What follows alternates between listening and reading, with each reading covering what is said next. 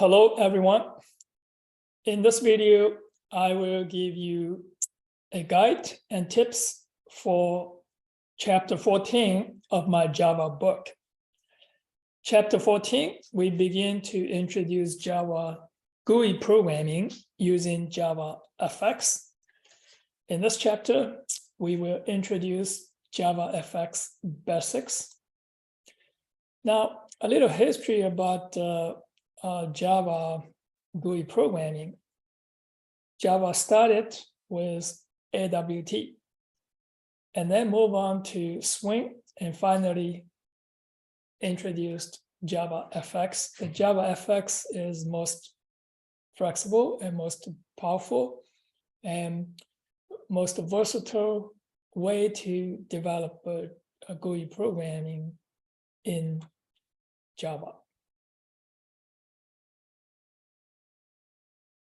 So you can read this section and to learn more on AWT, Swing, and JavaFX and the evolution from AWT to Swing and to JavaFX. And the basic structure of a JavaFX program is this. So every time you write a JavaFX program, so you're going to extend this application. So the application is a class in JavaFX package. So this is like a template and the foundation you have to extend. So you have to extend this and then override the start method with this primary stage. So when you run the program, so you have the main, and the main has this launch, and launch is in the application class. So this is the application dot launch. So we don't need this application dot because we already have this extends application. So it's automatically inherited. It's a static method launch. So when you launch it, it will automatically create a stage, and that's the primary stage. It passed to this a start method to invoke it and to initialize the user interface and do some initial setup for the GUI user interface. So we have all the GUI elements in JavaFX. You have the all this control, and you can do the shapes, and you have all the containers and the image and all these things. So here, this is the diagram here. You can see this is, you need to have a stage, and in the stage you have the scene and put on the stage, and then you have all this GUI elements in the scene. So this is the structure. And so let's look at the overall picture here. This is the one. You can see here is this is stage, and then inside the stage is a scene. And then inside the scene, you can have all this, the pane. So the group and control all this here. And you can have a nodes, put the nodes. So the nodes is, so you can see this is here, is the, this is a stage, contains the scene, and scene contains this parent, and here is the node. Parent is a subtype of node. So what is node? So these are all node. Shape is a subtype of node, and the image is subtype of node. And this is the parent. Here you have a control group pane. So this is right here, the parent, and the pane may contain the node. So for this is the pane. So all kinds of pane, the flow pane, grid pane, a border pane, H box, V box, and stack pane. So, and here's an example, and you can draw the shape, and you put the shape into the scene. All right, so here, there's one thing here about JavaFX is a property binding. property binding. So this is a lot of properties that they're binding properties, and property binding is that so you change a value in the property, and you automatically you have a listener, and that will listen to the changes and performing corresponding operations. So you can see it from here.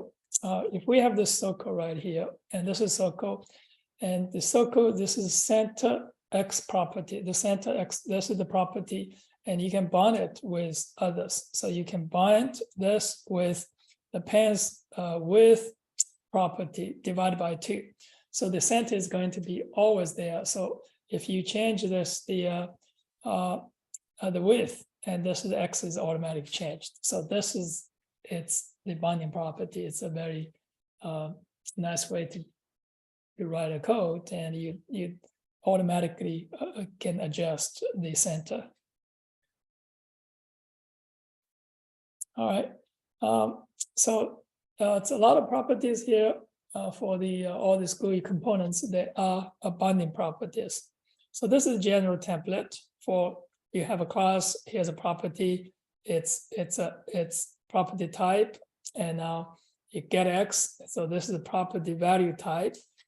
And so specifically look at concrete example is a double property. So X is, this is a get center X, it's a double value. And also here is center X property, you have a double property. So this is the property, just simply get center X, it's not a double, it's not a binding property, it's primitive data type value, but this is center X property. So if you look at generic template, it's like this, X property.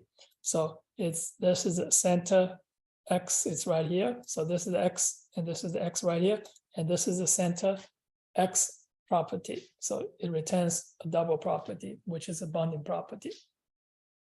So this is, it's for all this GUI, whether it's circle, it's another, it's like a button. So they have the property, there's a binding properties there.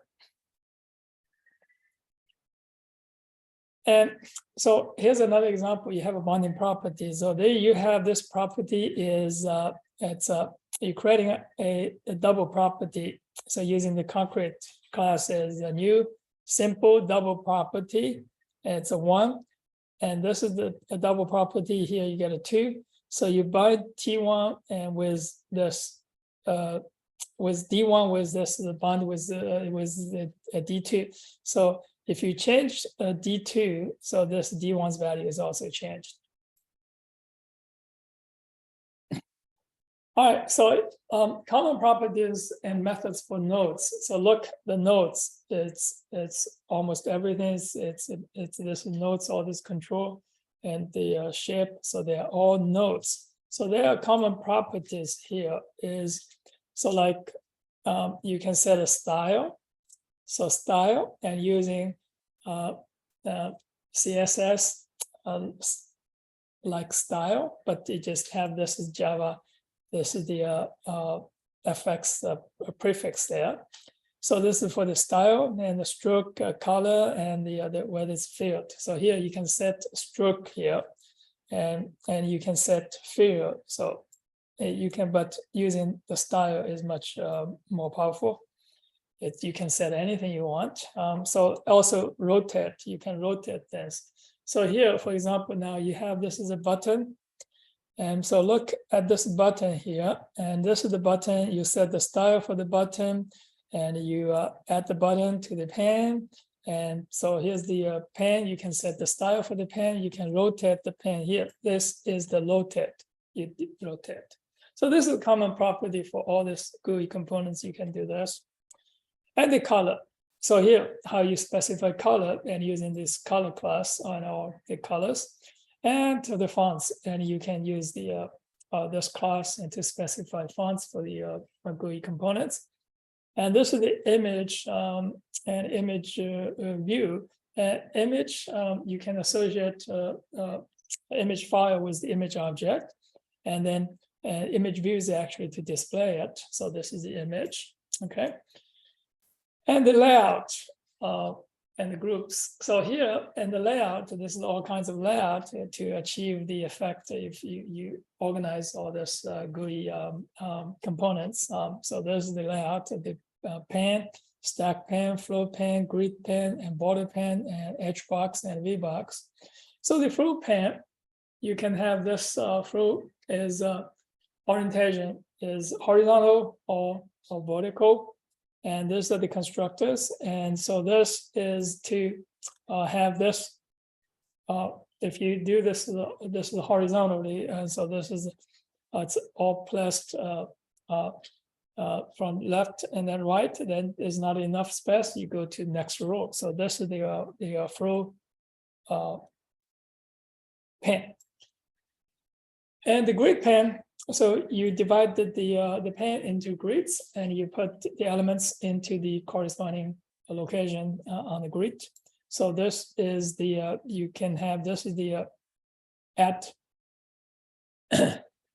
a child and into this specified column index and row index. So this is here.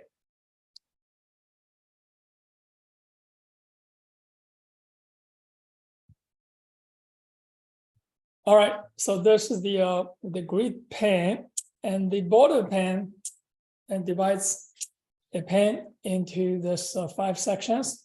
So here's the top, bottom, left, right, and center. So you can place the components into this 5 locations. And this is the edge box means horizontal box. You put things in 1 row horizontally, and V box it's 1 column. You put things into in 1 column. And next, let's look at all the shapes. So you can draw and all kinds of the shapes. And so this is the shape here. You can draw just simple text, a line, a rectangle, circle, ellipse, arc, polygon, and polyline. So all this here. And so, and how you draw text is simply you write this is new text. So here's the location starting from this 2020, and this is a text. So that's the text. And look, there's a lot of things you can do with a text. You can say this is underlined, struck through, and font for the text, all those things. And the line. So the line you specify, and this is the start XY location, and to this end XY location, this is line. And the rectangle. So here's the rectangle here is you going to specify the so when you draw this rectangle here is you're going to specify the XY is the center here, and the width and the height. So that's for a rectangle. Specify, and this is a rectangle. You draw a rectangle, and you're going to draw this as a circle. It's like you draw this within a bounding rectangle. You put a circle there. So here's the circle. It's like this is a circle. Circle. This is so here's a circle. The circle does not have to be a square circle. It had maybe if the rectangle, the width and height are the same, so you get a circle. If they're not the same, so you get ellipse. So this is ellipse. So when you draw it, so if you look at this, this is the code here for this ellipse. So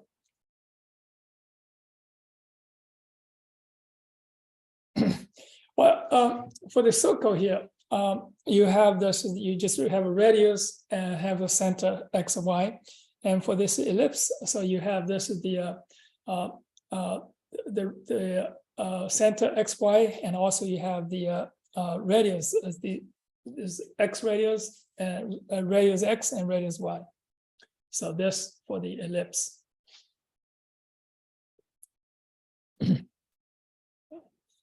and the arc.